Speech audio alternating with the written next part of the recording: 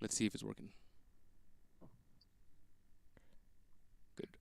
So now I have to come onto YouTube and start stream, I think. Going live. Here we go. We are now live. Welcome, welcome, welcome. Oh yeah, I can see. I can see myself. Nice. Yeah. So, what Great. is the topic we talk about today? So, welcome to the live stream. I guess there's probably nobody watching this right now, but we have to pretend like there's like a lot of people watching.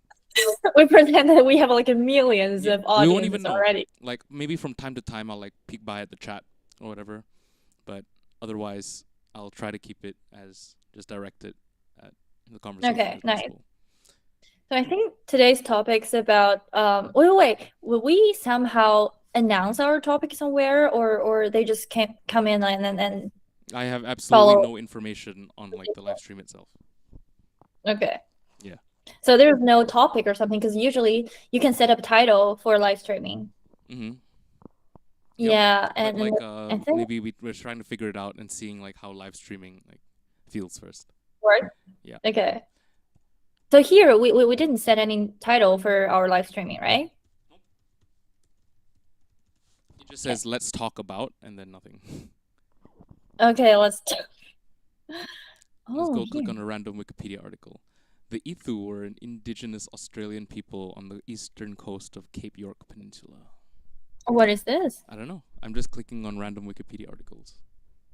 Oh, open ballot system. Do you have any opinions on voting systems? What is voting system? Okay, Like, what kind of voting system like are you you know how talking like about? for example in the US they have like per like county their votes like get aggregated and you only Oh vote yeah, for yeah. one candidate, but then there's like other Mm, voting methods. So this is I guess the paid for voting methods. I Oh, this is like see. this kind of voting methods. But like ranked choice voting, I think it's called. Mm, This is apparently like the most fair way to like get like an election because like if mhm. it compares like your people's first choice, second choice, and third choice, and then if like the first choice loses in general, then their first choice vote becomes a second choice vote. So like it Ranked manages. voting. Mm, Wait. What brought us to this topic? I don't know. I clicked on a random Wikipedia article. I mean, do you know anything about ranked voting? Wait. I think I only know some kind of like I had some knowledge regarding voting system in China, like the party, because Yeah. that's something like you have to learn when you're in university. I mean, a law student has to learn. So we are kind of like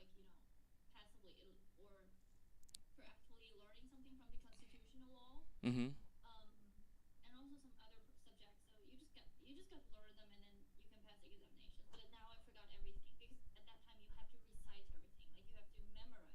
Mm.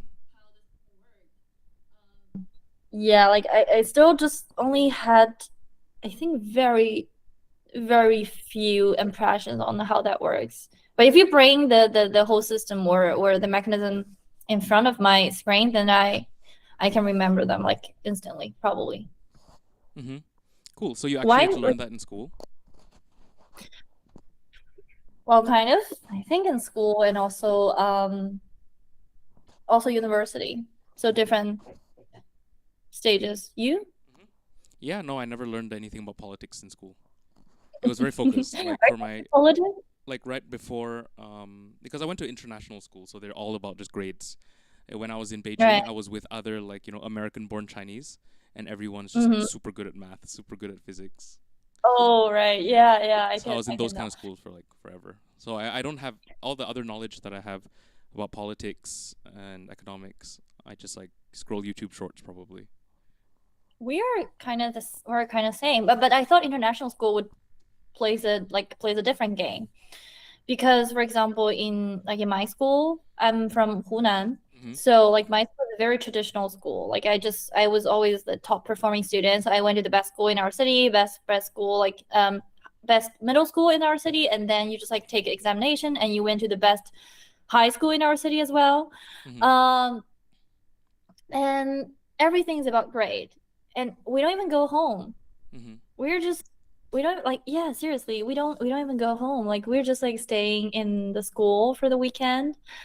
and I would just talk with. I no, I don't actually have. I didn't have much of entertainment activities at that time. It was more about just And like, what kind of studies. person do you think that creates, like in a society? Do you think Mm, it's like a big problem in China, where like many people are taught to like think or like work a certain way, right? But there are many different ways to work that have different strengths for different roles. Do you think there's like some kind of like debt that China has to pay back in a sense? Honestly, in a quite precise way, I think. Well, there's a very sharp review on which platform I forgot, but I think that's a quite precise one. So basically, if you are born in China, having a typical Asian parent, and you're like kind of accepting this kind of very traditional way, conventional way of like conventional educational system, and you well you also perform very good, so you might go into a like top ranking university, and in the end, if you don't have any awareness inside you, so for example, you don't proactively to learn something or to reflect on your value or what you are going to do, like who you are, like those very basic problems, and then I think you will just end up being a very very excellent employees in the big companies, which is also not bad because like that's what most parents hope their children would be in the Mm. future.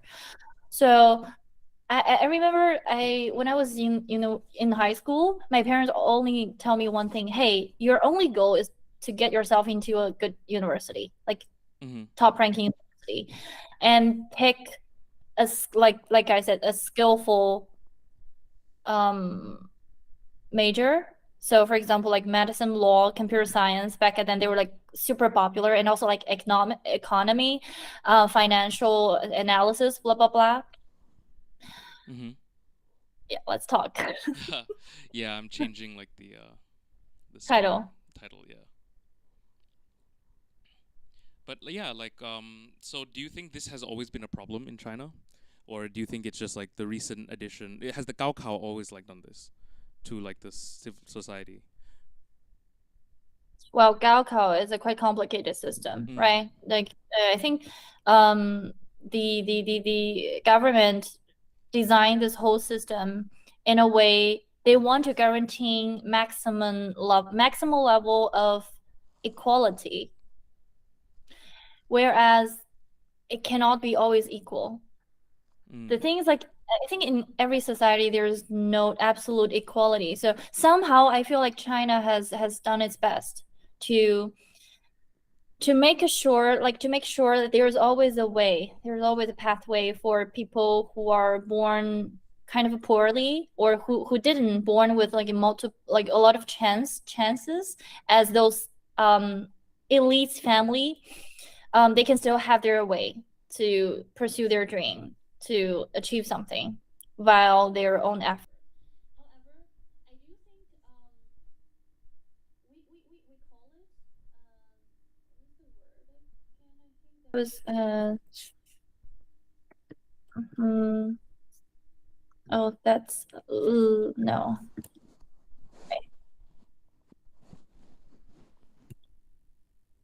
I don't know whether you have heard or whether you have touched base on the terms, which is class stratification. Class stratification. Yeah, class stratification. Yeah, sure. Right. Mm-hmm. I understand like So the I concept. think this is most like popularly taught, like discussed, and like also one of the most controversial topic in China, Mm-hmm.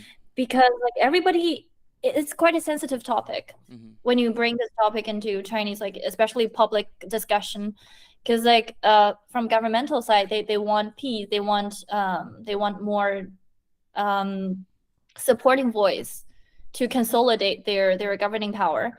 Whereas from like the reality in China is that the class stratification is actually getting stronger and stronger, in a very, very invisible, like sneaky way. For example, there's a book which is called the Tyranny of the Merit.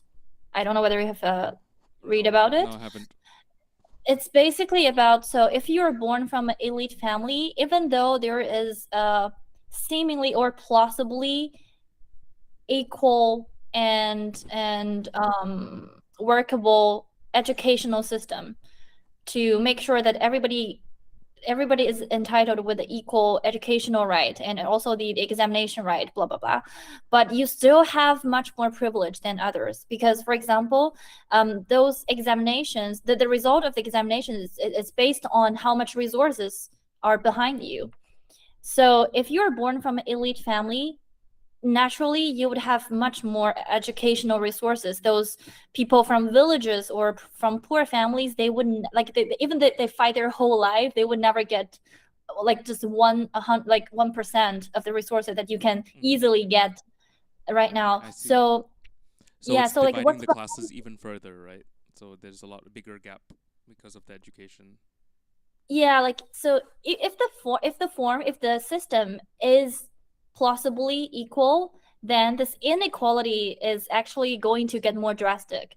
That's also why, like, some of the system, they would have the preference to people from villages or from poor families, because then you would have this substantial equality instead of like only the equality in form. That's what we called, like, in law, or from legal point of view, you have two point of justice. One is like procedural justice. One is substantial justice. Hey. Well, nice firework. So that's what we talk about. If you have like two sort of justice, which justice would you fight for? Definitely, like, what were the two again? Substantial justice and Yeah. the other one's like a process-based justice, right? Yeah, kind of like a procedural. Yeah, procedural. Yeah, definitely like Mhm. the actual outcome one, right? That's the ideal. Yeah. There is so, because like this is also quite a one is substantive, sorry. One is substantive justice, another is like procedural justice. But there is a very famous case from America, which was like Simpson case, O.J. Simpson case. So in this case, um American court, they just like basically, okay, so the murder, or the murder trial of the Simpson case, it's regarding the murdered wife of Simpson. So like they're like bunches of proof which just point at the truth, like so-called truth, that Simpson has killed his wife. So it was a criminal trial case, whereas because but all the proof was kind of acquired in a non-procedural, like non-legal procedural way. And then in the end, the court does not accept all those proof. And that's why Simpson was released. But those safeguards are still important, right? That proper procedures are followed. Yes. Sure. So that's why people are talking about, well, in this case, this case is a conspicuous case to bring the controversy of whether you would follow the substantive justice or procedural justice. I see. Yeah, because under this case, if you don't follow the proper procedure, and you can still get those proof like illegally, and the court would still say, hey, these proofs are accepted, they're valid, then all the people would say, hey, why should we follow the procedure? We can just get the proof by eavesdropping, by stealing, or by those like very illegal ways.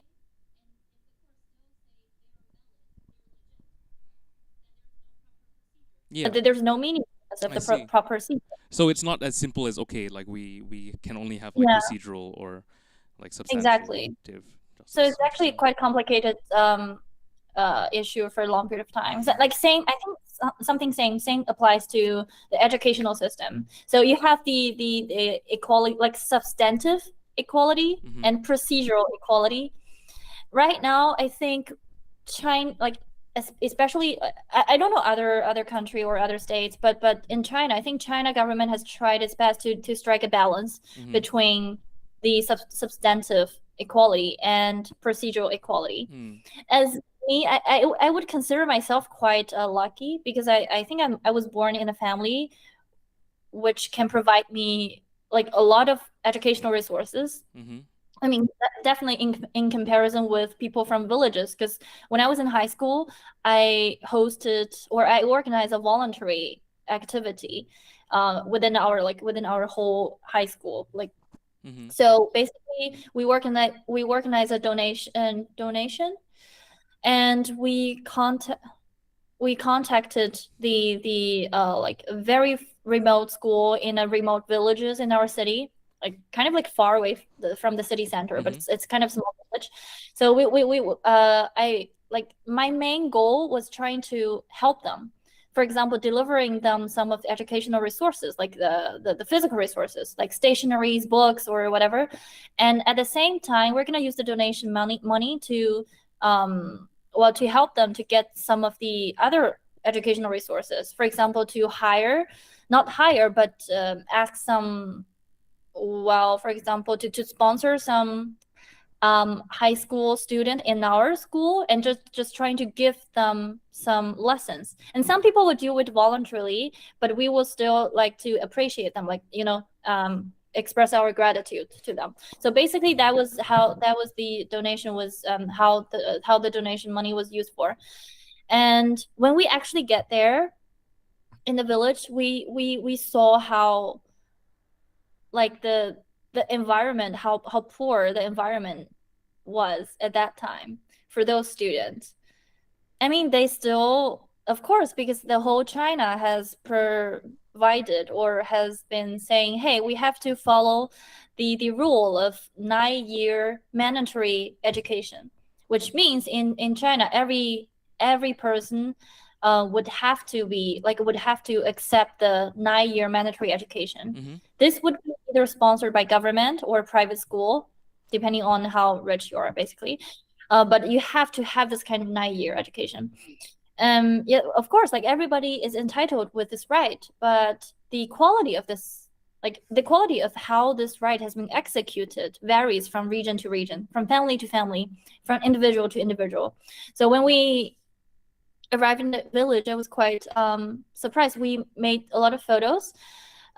We had we had in-person interaction with those people, with those students, but that somehow brought me a deeper reflection, which is I can, of course, pop up, let's say once a month or once per season, like, on a regular basis to help them, but it doesn't solve the real problem that the educational resources they received is not that, like, it's not in a good quality. And So you would say so that there's a competitive disadvantage then for people coming from these regions?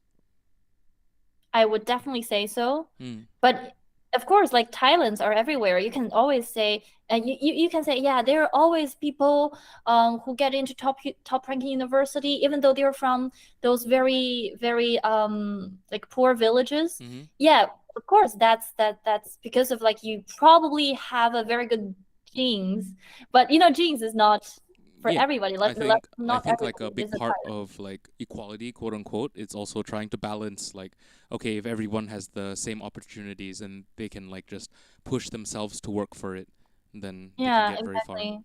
But I think that definitely no matter how equal like the opportunities are, and like if Mm-hmm. everybody's working hard, there will be some ahead, there will be some behind, right? Because I feel like life Yeah. is chaotic. Like if your parents know like somebody or met somebody at the noodle shop that can get you a first job or something like that, right? I think there's But always like, how's things going in Malaysia? sorry?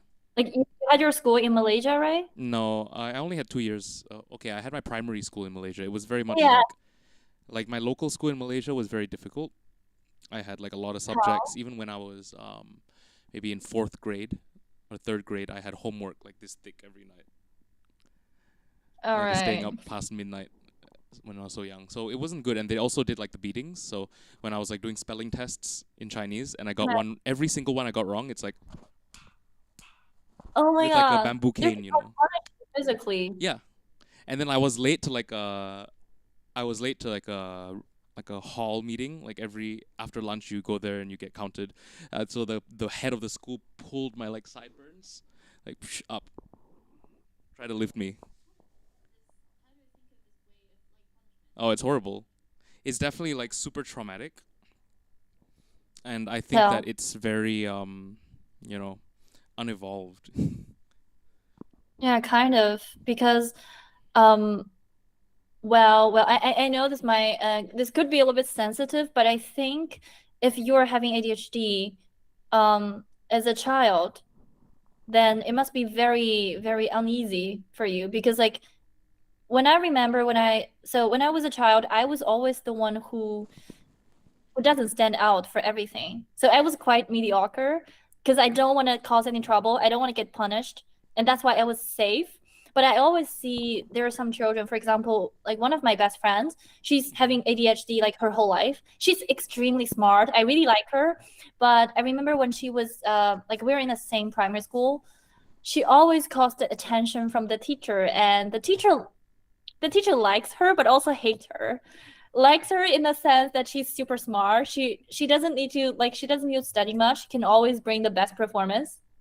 But also like she caused a lot of trouble, and she is the core of the chaotic group of students.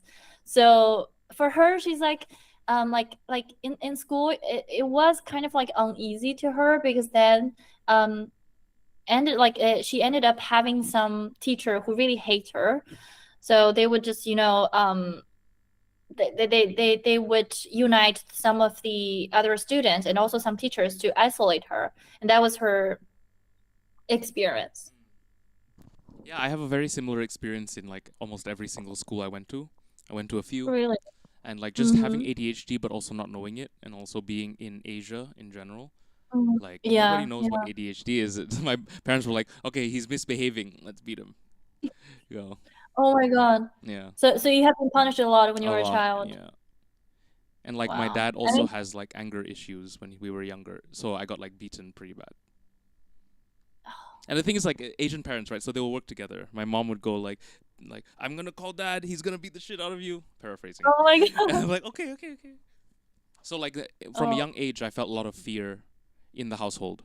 So I think it's like right. definitely not good for someone's mental health. What was your feeling towards your parents when you were a child? And does that change a lot when you became an adult? Oh, this is a very long one. So like when I was 6, that was the first time that Right. I wished my parents died. And I remember like I was Oh, like drawing on the wall like a picture of them in a car crash or something. oh, that was really, Yeah. it must, like, they must have done something very I can't hideous. remember what it was, but they do. I'm ADHD child, I understand. So over the Right. years as I grew up, like everyone's telling me like, okay, you have to respect your parents, you have to like be the bigger person, like try to like take in. So it got better, but they don't want to change, you know. It's only like me making steps. So I've been in therapy for like 10 years or more than 10 years, but because we have family issues, don't you think that everyone should go for a little bit of therapy? Yeah, I think Like long so. standing, like more than like way more than 1 decade of like bickering and fighting, and like we have a family group chat and then it breaks and then it comes back again 5 times already. So No. but I'm the only one going to therapy, so that's like kind of the mindset that they're stuck in, is like, you know, I'm the only one causing problems. But clearly like in relationships or in like especially tight family dynamics, everybody needs to like you know, try to make steps, right? Right. The thing is, um, therapy, especially psychological related therapy, is like a taboo in China. Mm. Is it It's still a like a taboo in taboo in China, even Asia. among the young people? Yeah, like for example, if I told, well, I try to talk with my parents, like try to let them understand, make them understand like what was going on, my like for example, my mental journey. But all they say is like, "Oh, you're overthinking. You think too much. You're just like you have no problem with your mental, like you have no mental issue. You're just thinking too much and it's all your problem." So when I was a child, I tried to like hold all my emotions back, and I learned just crying myself a lot of times because I feel like that's just more efficient to solve the problem. Yeah. And if you talk to parents, they're not gonna understand. Like they will never understand. And the thing is, like what I've learned through these years is that don't expect your parents to change, and then you will feel so released. Because as a child, I always want my parents to change. I hope that they could understand me more. in a deeper level, but that's never gonna happen. That's also one thing I had to learn over the years, but one thing that I can actually say that sort of worked was like space, taking time away from them and getting to know their Mm-hmm. siblings because they're like kind of like them, but some of them could be cooler, you know, maybe some of them live overseas. So that's kind of like, you know, where I still get my family connection from.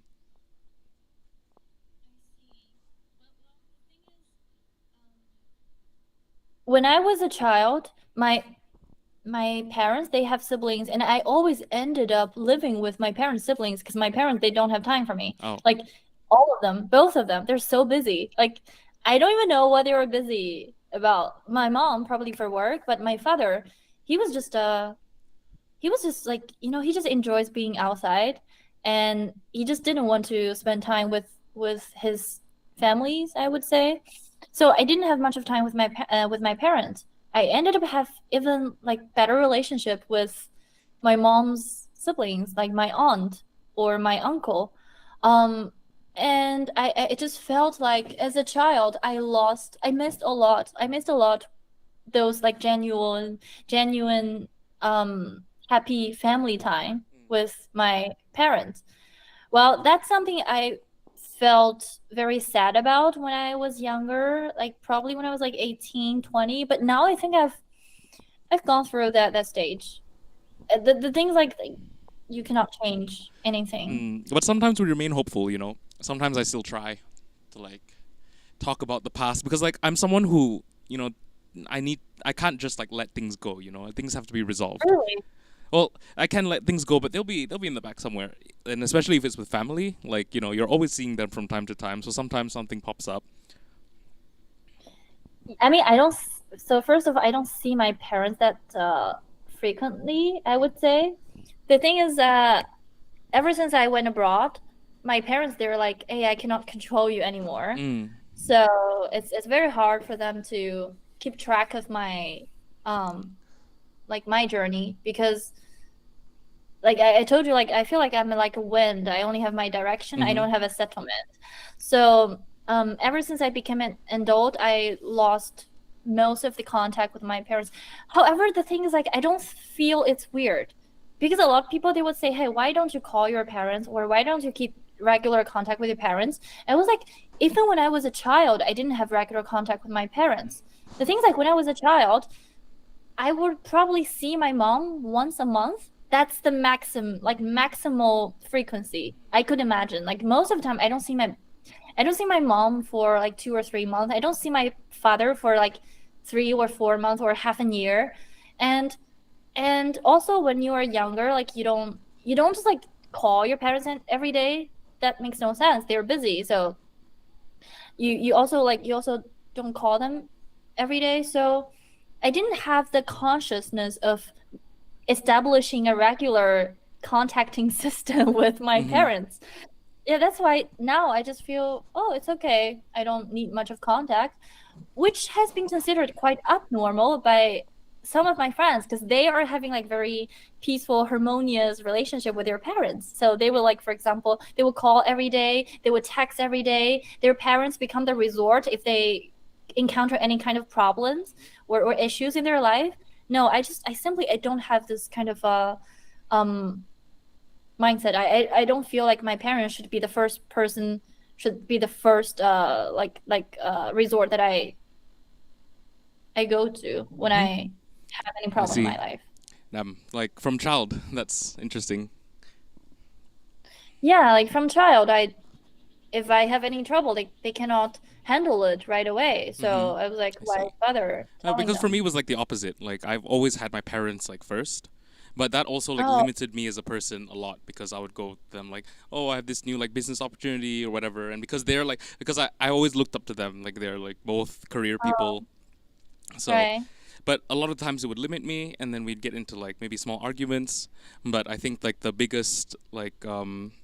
biggest barrier between us of why we're not talking anymore is definitely like the mental health one. It's like they don't really Right. understand like what it's like to be like growing up with these circumstances, with this pressure, with these like opportunities and everything, they're always like, oh, you're just like ungrateful, and they say like, oh yeah, but I come back to Chinese New Year like every fucking year for like over 10 years now, right? I make the trip even from Europe, like I always fly back Chinese New Year. You're doing much better than me. Well, to be honest, I haven't celebrated Spring Festival with my family ever since 2022. Mm. That's a big change to me because, before 2022, I came back every year for Spring Festival Mm-hmm. because back then I was just a student. So I had to come back. It was like winter holiday anyway, and I had nowhere to go. And also, Spring Festival is such a big thing in Chinese tradition. So I went back every year, but 2022, it was because COVID. I was stuck in Beijing in 2022. I was interning in a big law firm, Mm-hmm. and I was like, hey, I really value the chance of the internship in this law firm. I want to prove myself. So, but at that time, the regulation and also the quarantine policy in China was crazy. Mm. Coming back, and then I couldn't come back in Beijing to continue my internship. I don't want to lose the chance. So I didn't come back that year. And in 2023, I'm in Germany. I couldn't come back. Yeah, because of the at that time it was, I think the COVID policy was just unlocked, kind of. And it was like it was quite natural. I just stayed in Germany, and then in 2024, big change in my life decision. I had like very, very incompatible opinion with my parents. Mm-hmm. They want me to stay in China, and I wanted to have my own life in Germany. So I went back to Germany and didn't come back for a Spring Festival. But I guess like when it's like been so long already, like it's I guess you come with like a different like upbringing with that, right? Because I'm just comparing it to mine, and like growing up, even until like last 2-3 years, I always felt like before I made a decision, like I've got my parents like hanging over my shoulder, saying like if they would approve or disapprove. Like that's a big one for me, right? Like growing up in an environment where I didn't feel like I got like where it's very conditional love, right? Where I felt like my self-worth depended on like my performance, and then like if my parents gave it to me or not. So that took quite a while to actually like undo. You think now you have like you have get rid of that mindset? I think it'll always be there for my whole life, but it's definitely a lot better now that me and my parents haven't been speaking regularly for like over a year. Wow, and you think it's also having positive impact on your personal relationship with your friends, with your like also like anybody who has like intimacy with you at this moment? Yeah, I would say so, definitely. But at the same time as well, like because of this separation, like naturally, like because of my attachment styles, maybe because of like the way that I was like brought up, like I What tend is your to take attachment style? I take those like those things and then like move it into my relationships. Let's say. Right. Yeah. But I mean like it's not Oh, uncommon, right? Like when guys go out and then like the new girlfriend like takes care of like, for example, in this play it's Yana is so like strict about being clean, and then saying like, okay, this has to right. go back, this has to go back. So, Yeah. but that's cool. Like they keep things organized. Oh yeah, for sure. I mean, for me as well, I always like to keep things clean. But regarding the conditional love, I think I would never get rid of it. I might improve, but I would never get rid of it. I always have the mindset that I have to be good enough to be loved. Mm-hmm. Also, I think that's not a completely bad thing because it also serves as an alarm for yourself, like for just for yourself as a person to constantly evolve yourself. That's For the sure, thing. for sure. But at the same Yeah, time, because like it can't be like your main motivator, right? no, Yeah. definitely not main motivator. Like your main motivation should always be something that's rooted in yourself, like your true self. Like you're So trying your what best, is right? That's a very good one. Like you're trying, you woke up today and you made the bed. That's why you deserve love. That's like very simple one, right? Yeah, that's true. Yeah. That's true. They love you because of your existence. You're That's how it there. should be. Like I was speaking to Yana about like unconditional love, and she was like, like she also gets it with her parents, but like unconditional love is like where you can feel safe and where you can feel safe to like make mistakes, right? Instead of like Yeah, being scared to like do something because you're scared of making mistakes, right? that's true. That's true. Well, I did you experience such unconditional life in your life? Yes, yes, for sure. Like Well, I've had a few I mean, like relationship partners where it was like that. well, that definitely helped. Or at least like, maybe not unconditional, but like at least it's not Right. tied to my performance at work or tied to like, any like concrete like metrics, like if I practiced scales on the piano this week or something, right? Yeah, I mean those things that they simply serve as bonus. They would add probably some admiration from the other Mm. person, but they are not the decisive element Mhm. to like determine, oh wow, whether you are deserved to be loved or not, because that's kind of toxic. Yeah. If somebody attach their love to certain performance of yours, like of you career wise or whatever in whatever area, that's toxic. Yeah, but I feel like, not every culture has that kind of tendency to love. Because I feel like, in more Asian cultures, people are more like thinking about accomplishments, thinking about position, thinking about like if you have a house or not.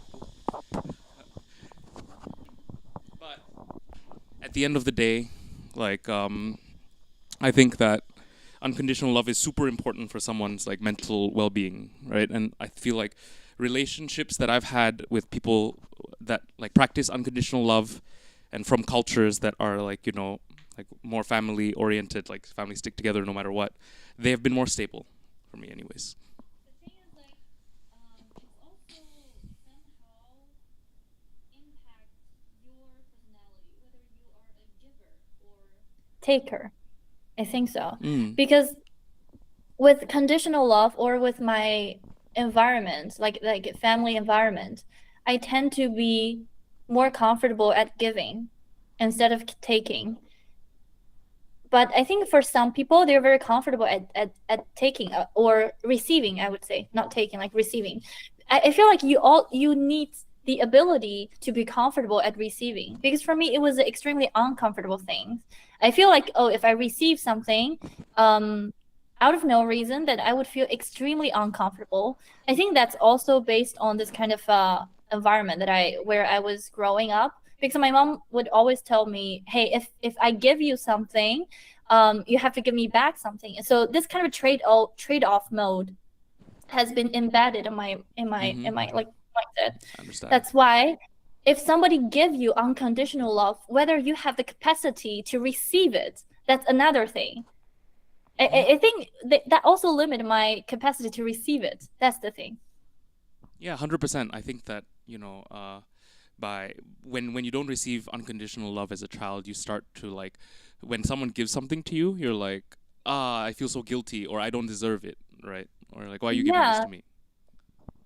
Yes, like you don't like you would have the feeling that, yeah, I don't deserve it, or you would start questioning, hey, is this with good heart, or does he or she actually want something from me, and what am I supposed to do, like if I just take it without being able to give it back. Mm-hmm. But like one day I found this quite interesting because it reminds me of one of the, I told you, like the 贵人, like the valuable person in my life. I was once asking, I was like, hey, I have received so many like valuable lessons and those valuable things from you. I'm not sure how can I pay it back, because like from this point of view we have different like basically different status in our life.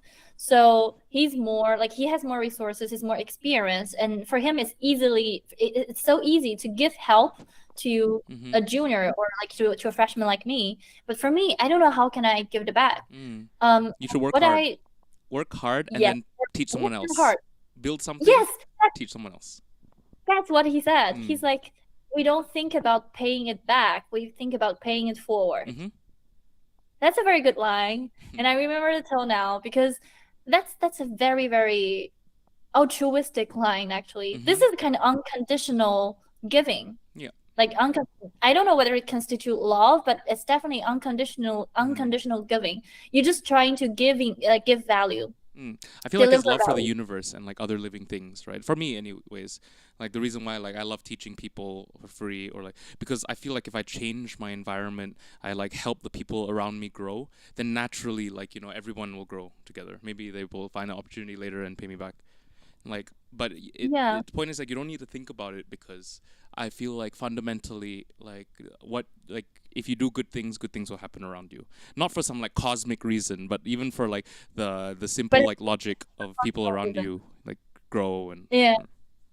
I mean, I do believe karma mm, sometimes. Like people would people would say to me, hey, you shouldn't be so comfortable at giving, like you should be given too much.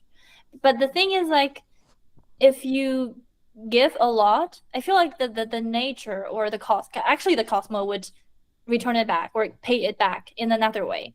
mm-hmm, And it might not be the way that you are expecting, or like people, society are expecting, but you would just get it back in another way, probably in a way that you don't even notice. But definitely, I do believe the rule of equality and balance. So if you give something out, you'll receive something back. mm-hmm. I think that's also kind of like a powerful rule. That's why I don't care when people tell me, hey, what if they're abusing you, or what if your giving is being abused? I feel like you can always get something, and Mm-hmm. as long as you. Okay, so here's like a counterpoint, right? Like I agree with everything you're saying until there's certain situations. So let's say like when I first joined like the digital nomad AI engineers community here, I was trying to keep like my second brain a secret, like what I'm doing, like what field I'm in. But then like Mm, a lot of people have the mindset of like you're just sharing your ideas. I like ideas are nothing, execution is everything, right? right. That's what they say. So like that's like one thing that I had to kind of like get over the fear. But also like on Y Combinator match, like when I Mm. meet somebody, like I feel like I have to be a little bit careful with like what I'm showing. No, well, I definitely agree with you. So here comes another balance, which is self-protection and giving. Mm. Well, the thing is, like, one if you have been hurt a lot of times, like I think your inner body, you would have the intrinsic defense system, or like this self-protection mode, that would just be triggered automatically, because your body is telling you that they're giving you signals. Hey, you have been hurt by overshare, like sharing just without much of thinking, or you have been hurt by giving others while you don't receive anything reciprocal, and your giving has been abused. So based on those lessons, your body would probably warn you of from keep doing this. But the thing is, like, I thought about that for a long period of time, because it especially happened, I think, in relationships. Sometimes you tend to give the other person a lot, whereas the other person is not quite grateful, and Mm-hmm. they cannot give you something reciprocal. And you feel extremely hurt, because you would feel, hey, whatever I gave, whatever I have invested, it's not being treated well, or not even being seen. That's the thing. So you feel like, oh, should I still keep my like initial heart to just to give, and without asking anything in return? um One of my friends, he told me, well, you should give when you can expect something reciprocal. I mean, it's definitely true, because this is based Mm-hmm. on self-protection. Whereas for me, I feel like sometimes you cannot expect something reciprocal just like right away. Because the thing is, like, when you give, if you always calculate how many, if you always calculate whatever I give should be based on how much I expect the other people would give it to me, then you lost the happiness of giving. For Yeah, me, it's like my this. family still operates like that in many ways. They still feel like money is some way to like not only like control. It's like not something that should be shared. Like the other day, like because I still have my grandpa's hotel in Malaysia, and like some of my friends from Chiang Mai need to go to visa run, so they go to KL and come back. They were there for a few Mm. days, and then like my family just kicked them out. I'm like, guys. They're like literally my friends that I live with here. It's like they're not paying rent. Of course they need to pay rent, even though like grandpa's a fucking billionaire at like owns the whole hotel. Like it makes no sense, right? I mean, they have their rules. Probably in the commercial world, it's another rule. But I feel like it might also be very difficult in the future for you. Like once you have been entangled in some commercial settings, because in commercial settings it might be another rule. Like everybody is by default very cautious, very calculating, because your return is based on your calculation.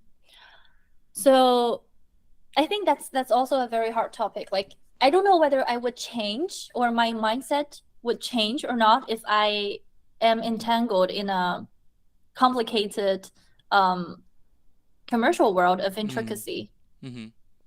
But just at this moment, I tend to be a simple person. And also, I hope that even though I got in that situation, I will still keep my initial faith. Yeah, and that's like another topic, right? Like it feels like the richer and richer people get, like the more and more selfish they are. Do you feel that that's a general rule? Not always. So there is a circle of a hero. Hero? Like hero, yes, that's the term. It's from the A Thousand Faces of the Hero, by Joseph Campbell. I really like this kind of like mythology books. This one, yes. Yeah, this one.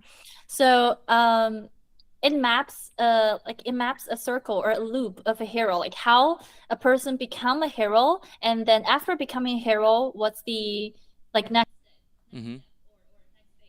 So basically, the hero starts with a call from adventure, a call from the world, and a call from somewhere else. And this call can only be accepted and get the feedback from a certain amount of people.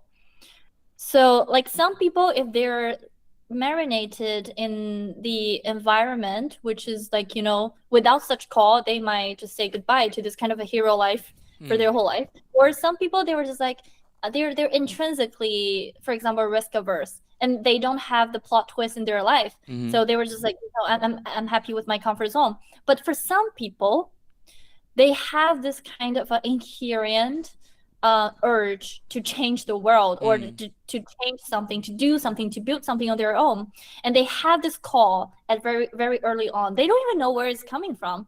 Just it might be shaped by environment, shaped by people around them, or just themselves. So when they're a child or early stage of their life, they receive such call, or some people later in their life stage doesn't really matter. So they receive such call, and then they take the call. They're like, hey, I'm gonna go for the adventure. So at this point, they already make a very hard decision to go for the adventure instead of staying at their comfort zone. And after taking the adventure, they would encounter myriads of difficulties.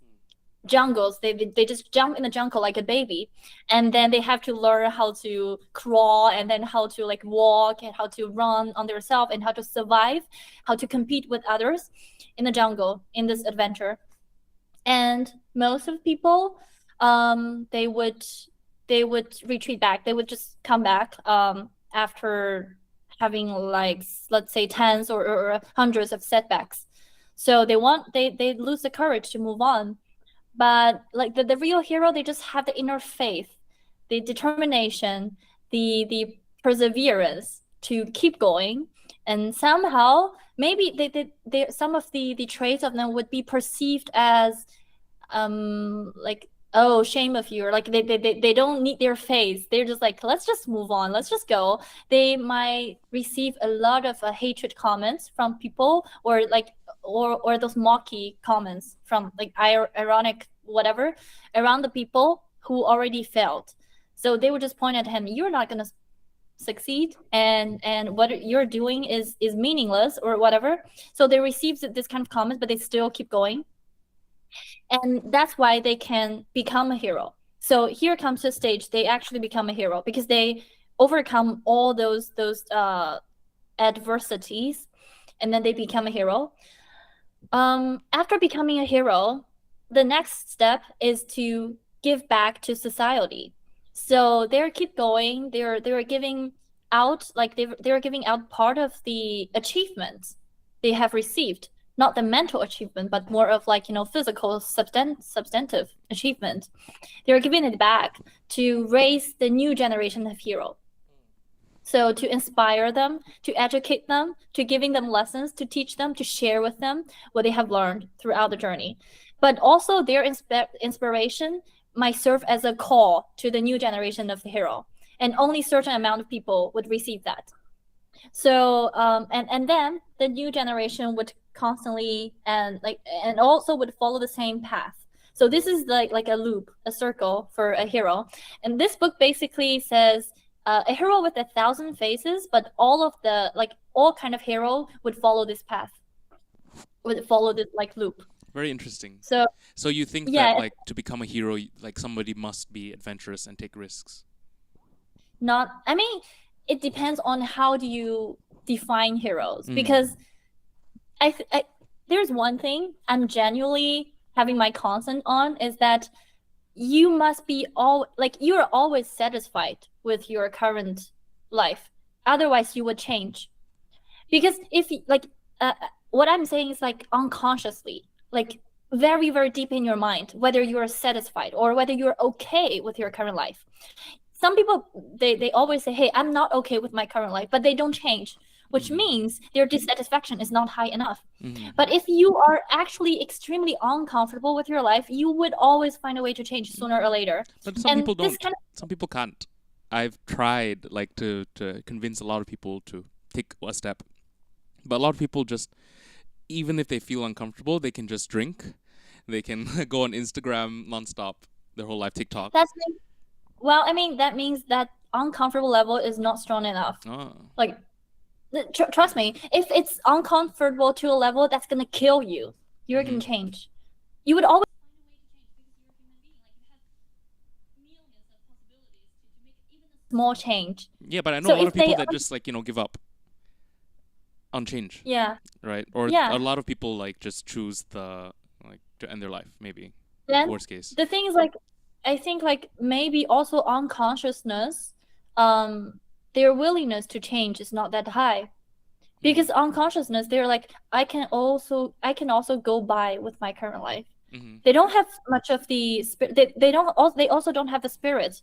It might also be rooted from where they have been exposed to, the environment.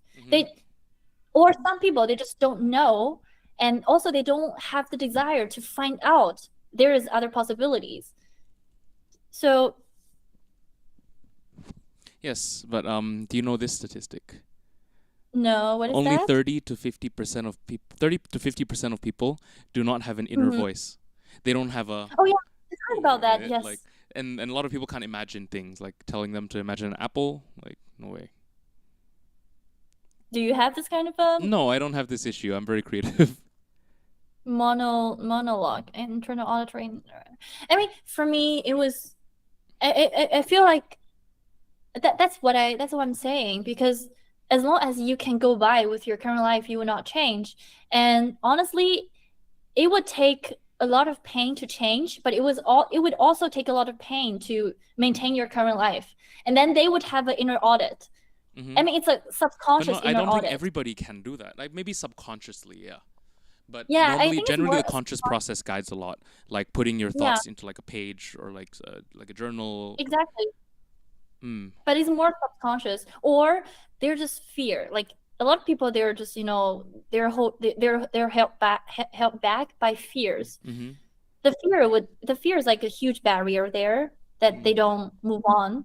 So I think deeply everybody should have the possibility to change or to take the risk. Coming back to your question, like, do you think all the heroes should take the adventure or take the risk?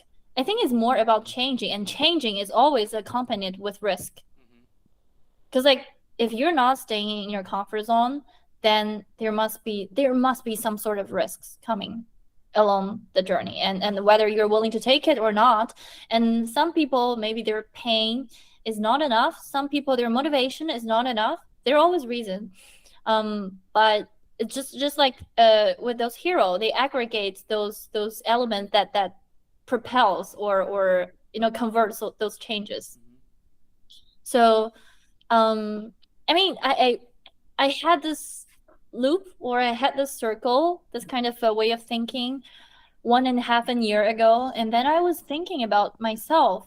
Do I have the courage to change, or am I bold enough to change?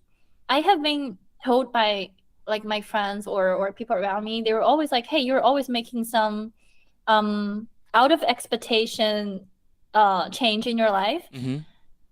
But I feel like those are not enough. I still have a lot of fears. I have to be like, I'm very honest, I still have a lot of fears.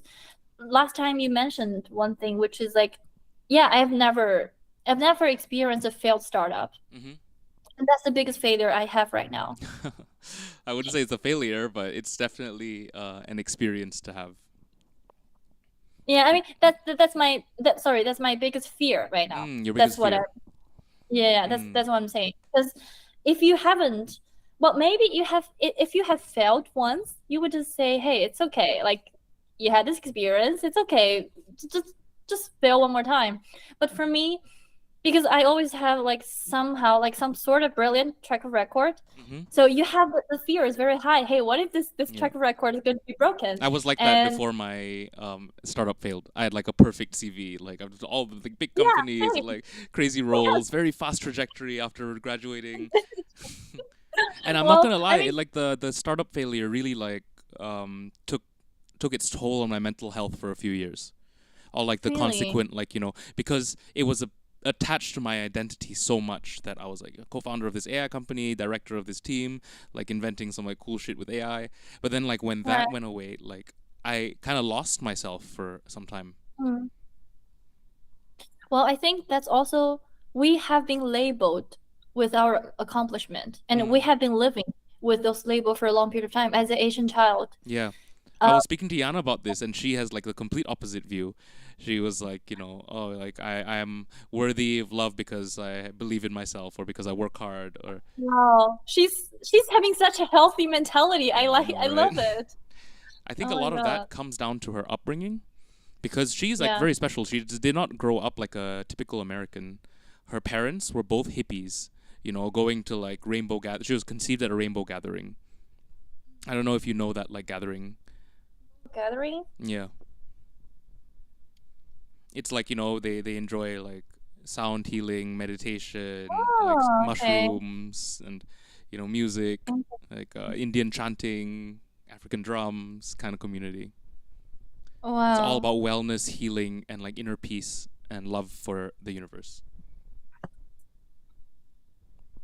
So her parents are like really into that. So that was like, I guess because Yeah, it's a very different that was perspective from like the rest of America. America is also like super, I feel like achievement focused. Yeah. I Mm. mean, it's like Asia, no? Yeah, For example, in a like way. it's very competitive. The world is quite competitive. Mm-hmm. Yeah, like I really applaud her. Like she's really taking her time with life. Like she had a bad time in the US, very bad mental health, so she moved to Thailand, and she's taking her time to rebuild her life before she like goes on to do like big projects or applies for university. Wow. Mm. That's, well, she has also gone through something very uneasy. Mm-hmm. I could tell, because like she has a very high level of empathy. Mm. I can feel like that she has it, because so I had one date before Mm-hmm. in Germany.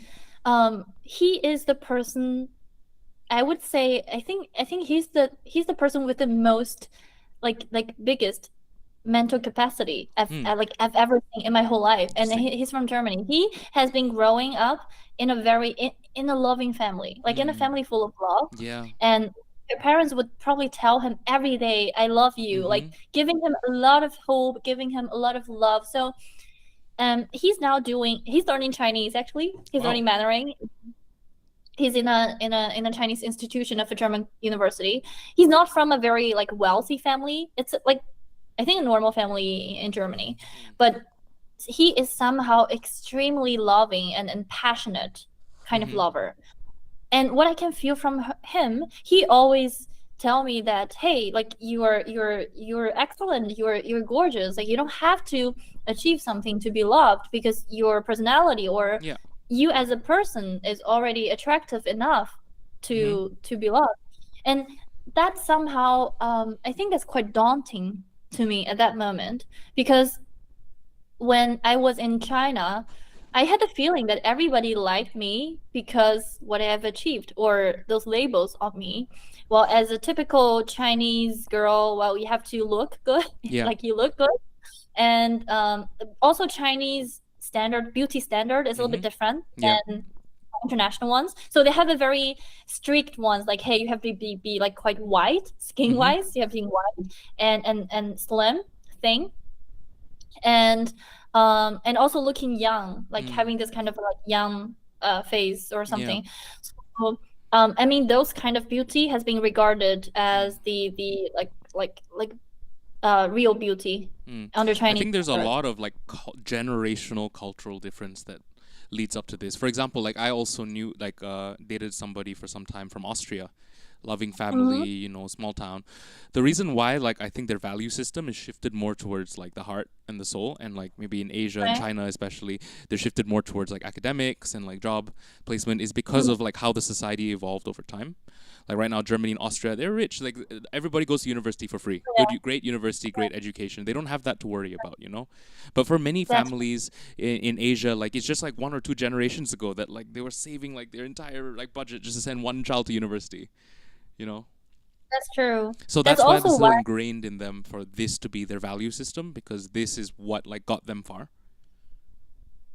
But I also feel like I don't think like Asian or like general Asian or American family has only brewed something negative, because also, you know, over these years I lived in Germany, I really feel like ambition here in Germany is a luxury.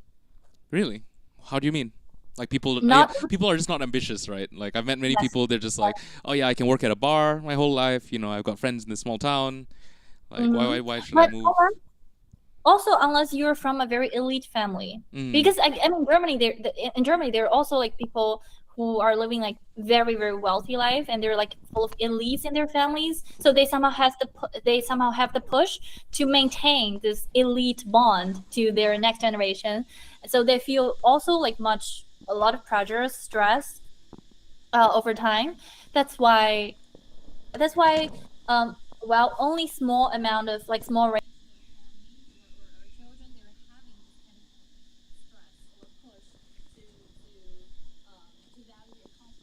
Mm. strife. Yeah. Yeah, that's the thing. And in Germany, most people, they're just like, hey, I'm so happy. I'm having a normal job, and that and then I mean half of my salary goes to the tax, so I don't like, no matter how hardworking I am, Yeah. yeah, I don't earn much anyway. Like there's no inequality because everybody is just having a happy life. So what's the point of me like being hardworking, like working overly? So I can just, you know, take my time and to enjoy my holidays, which is like 30 weekdays within a year. So that's Yep. a lot, like the 2 months or something. So it's really really different culture in China. Yeah. Like in China, 2 months of holiday within a year. Oh my gosh, that's a luxury. Mm-hmm. Seriously. 100%. But like, you So know, I yeah, think best of both worlds kind of situation is how you do it. Like for me anyways, like with growing up with that competitive mindset, I feel like the different relationships that I've had with like non-Asians throughout my life. I've only dated non-Asians. I've only had one Asian girlfriend. oh really? Yeah. So like that really helped me like undo a lot of like the cultural like programming when it comes to that.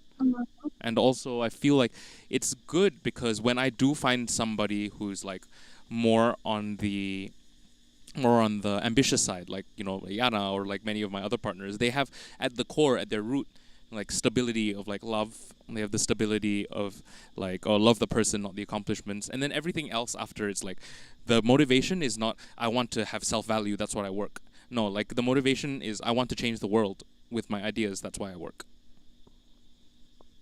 Yeah, that's true. I think my boyfriend is it's having kind of like Asian mindset. Ah. Did he work Even though in he's a like big German. companies before, like multinational? No, he's very young. He's only 22, Ah, and Yana's 21. yeah, she told me last time. Uh-huh. I was like, but my boyfriend is having a different, I think, growing up journey, like than most German.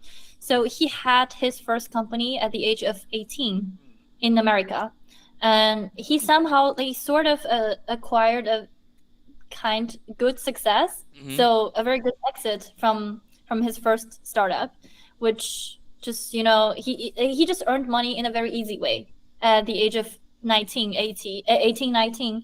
So he doesn't value money that much ever since then. But then I think somehow like his career has been like stagnating for a while until recently. Mhm. So um so he's like he doesn't have a like very traditional path of going to university and then finding a job and then probably doing something else, or finding a company on his own. His life journey is completely different than mine. Like mine is like typical Asian plus self-awareness. I want to do something myself. But for him, it's like he always had the urge of creating something on his own, because he feels like I go to university, it would do me no good because I can learn everything myself. I don't have to earn myself a degree to prove that, or to learn something, because he learned things very quick. Like he's extremely smart. So he has already probably more knowledges in medical area than most medical students in university. So I think he has like, because like he has such a different path and journey in his life, which just aroused my curiosity. Like, why did you have this kind of journey? Because this is not normal in Germany, definitely not normal. And I think this is also due to his like family setting, probably one of the reasons. But he has a sibling. His sibling is like having the like so-called traditional German life journey. So it's also because of him, like he has this kind of awareness somehow from external environment and from his childhood and from whatever he has experienced. So yeah, but anyway, the result is that he values accomplishment, and he somehow also think like love is conditional. I think that's what he thought. We talked about this like a lot of times, and but I somehow he told me like those adversities in his life also reshape him as a person with very high mental capacity and empathy. Because with those difficulties, with those like dark times, you feel things more. You have more profound reflections on things on your life, and then they shape you as a person, which I totally. Yeah, I think like ultimately, like a lot of people are shaped by their adversity, but also everybody has different adversities. One thing I learned is like, everybody feels like they're kind of lost. Even like people who have their things together, they just have different problems. Even though like I like to look at my problems, I'm like, fuck, like you guys haven't been kicked out of grandma's funeral before, but I have. Yeah, that happened recently. But the thing is, like, sometimes I'm jealous. Sometimes I get jealous of normal people and normal people problems. Yeah. But I'm very privileged in my own way. I always think so. I always think I'm quite privileged in my own way, but also I do think I shouldn't take this sort of privilege for granted, which somehow urges me more to give back or pay forward. I think to some extent. And also being lost, there's a term which is like Odyssey period. It's quite popular in Chinese platform, especially in Red Note. Yeah, Odyssey. So there is a story of the Odyssey. Basically, he was lost. He went far away from home, and he was on a boat or something. Oh like yeah, he was I've watched a play. I watched a play. It's Odysseus, right? Yeah, exactly. So he didn't come back until the age of 35. Mm-hmm. And that's why a lot of people would say, hey, like from 20 to 35 is your odyssey period, like odyssey time. Mm-hmm. You have all the time to feel lost, to trying to figure out what is your right direction.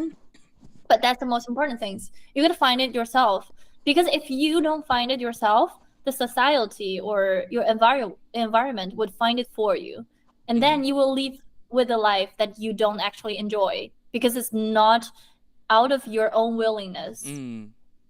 So you have to be brave enough to make your own choice. That's what makes for a hero. But do you think it's like that for everybody? Like some people, like I know a lot of people in my big family, right? They're like, okay, just do the normal job, go work for grandpa. You know, they're happy. Yeah. Well, they say that they're happy, but I don't know what it's like to be inside their head, right? Well, sometimes you have to. Sometimes I'm also having this kind of paradox in my mindset. It was like, hey, people who don't think much, they might be really happy because they don't have much of, deep reflection. They would just genuinely feel like, oh, my life is good. But with a person, you have those kind of profound thinking, like profound reflection, and then with the curiosity to try to find out what is the real self or what is true self. This kind of person, I think, you might undergo much more mental pain because it's very agonizing for you to be confused or to be lost. Because once you realize I'm not walking on my own path, and then you feel lost. But for those people, they never had this confusion. Yeah. They just simply following a path that they have been guided or whatever that the society has chosen for them. But there's no like this kind of like simple happiness. Yeah, it's kind of a paradox to me, like whether I should follow this path or because it's easier. I don't think it's possible for you to go back to the normal path. Because No. once you open your eyes and you see the world, you see the possibilities. It's not possible to like not think anymore. You never come back. Yeah. Like I was having this like mindset. It was like, should I just find a job again? Because it's very easy.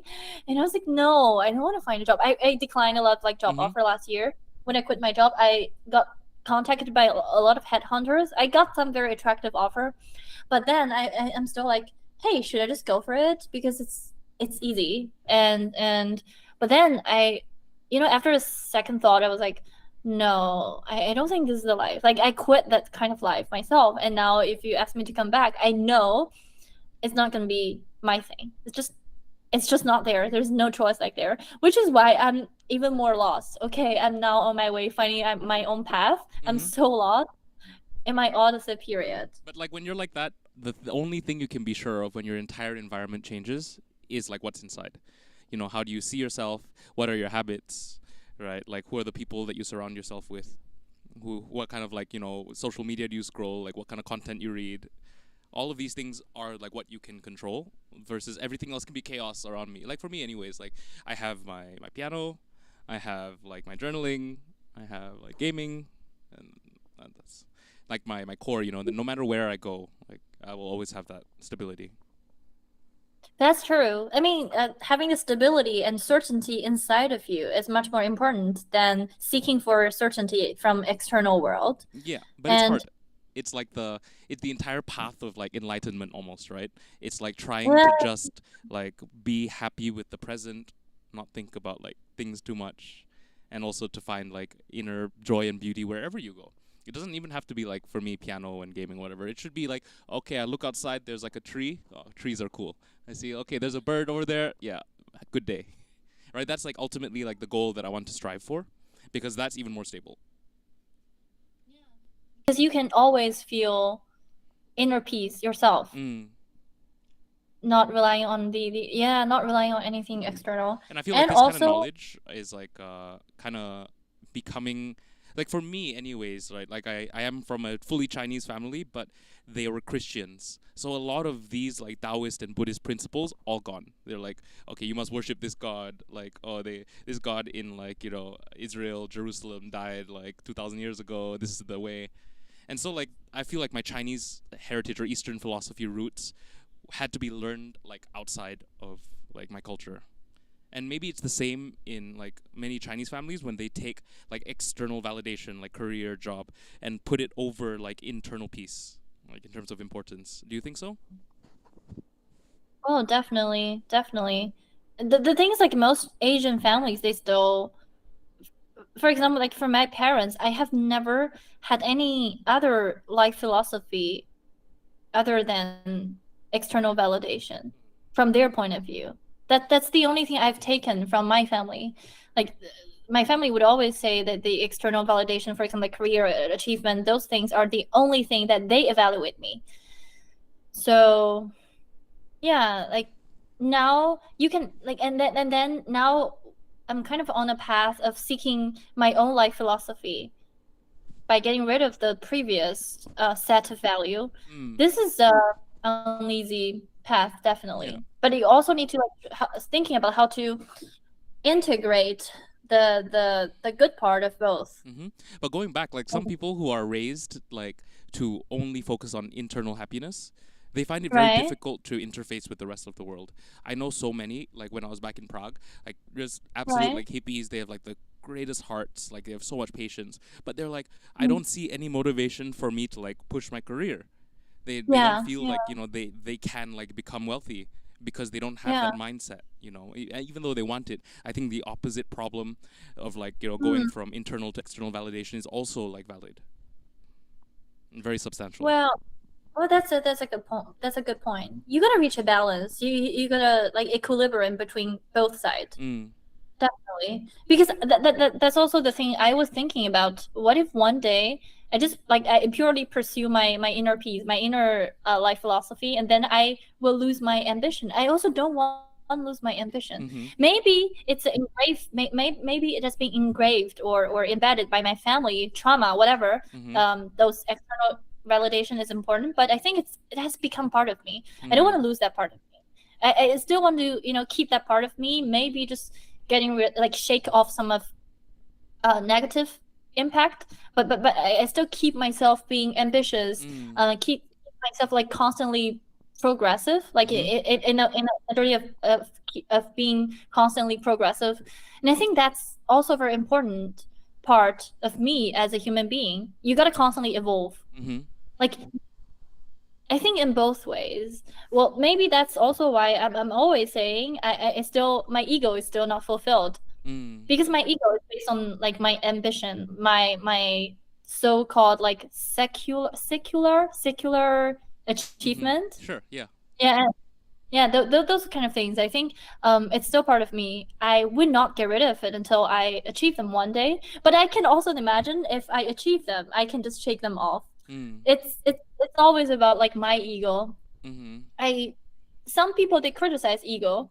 They would say, hey, like those great people, they're having very low egos. But I think you need to have certain amount of ego to keep you on the track, to Exactly. keep you Your vision, right? If you're a leader, you have to have ego. You have to say like, this is the way that you do it because I have experience, right?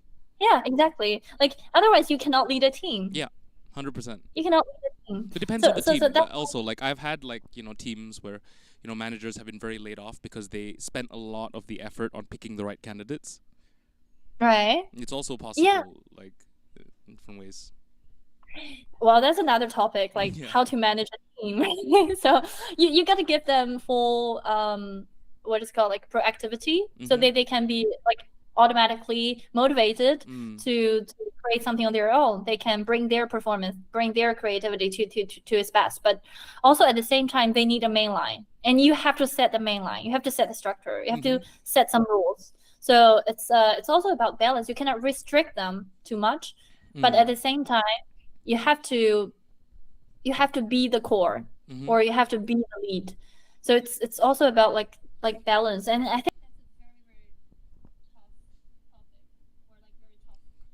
For sure. thing I kind of have to run in a little bit. I'm going to Oh, the right. spa soon. Oh yeah, it's one But we've almost. had Yeah. 1 hour and 20 minutes of live. Wow. Yeah. Do we actually have any audience? Let me check.